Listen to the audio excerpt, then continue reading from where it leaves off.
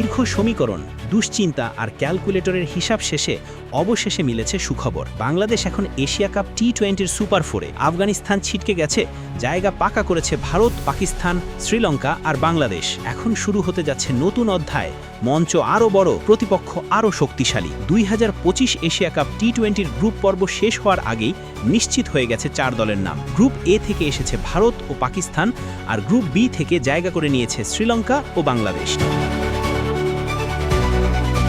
ফলে শুক্রবার Bharat Oman match কেবল আনুষ্ঠানিকতা হিসেবেই থাকছে। আবুধাবিতে আফগানিস্তানকে 6 উইকেটে হারিয়ে গ্রুপ চ্যাম্পিয়ন হয়েছে শ্রীলঙ্কা। এই ফলেই নির্ধারিত হয়েছে বাংলাদেশ আফগানিস্তানের সমীকরণ। আফগানিস্তান ছিটকে গেলেও বাংলাদেশ জায়গা করে নিয়েছে সুপার 4-এ। সুপার 4-এ প্রতিটি দল খেলবে অপর 3 দলের বিপক্ষে। লিটন দাসের নেতৃত্বাধীন বাংলাদেশ তাই 3টি বড় ম্যাচের সামনে দাঁড়িয়ে। প্রতিটি ম্যাচই হবে দুবাই আন্তর্জাতিক ক্রিকেট স্টেডিয়ামে। বাংলাদেশের ম্যাচের সূচি: 20 সেপ্টেম্বর বাংলাদেশ বনাম শ্রীলঙ্কা, 24 সেপ্টেম্বর বাংলাদেশ বনাম ভারত, 25 সেপ্টেম্বর বাংলাদেশ বনাম পাকিস্তান। টানা বড় প্রতিপক্ষের মুখোমুখি হওয়ায় চ্যালেঞ্জ যেমন বাড়ছে, তেমনি সুযোগও রয়েছে নিজেদের নতুনভাবে প্রমাণ করার। বিশেষ করে ভারত ও পাকিস্তানের বিপক্ষে ম্যাচ দুটি শুধু পয়েন্ট টেবিলের জন্য নয়, মর্যাদার লড়াইও হবে। বাংলাদেশ গ্রুপ পর্বে দেখিয়েছে স্পিন বোলিং আর লড়াই করার মানসিকতা।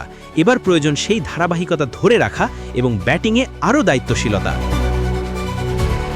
কারণ সুপার 4-এ একটা জয়ই বদলে দিতে পারে পুরো সমীকরণ।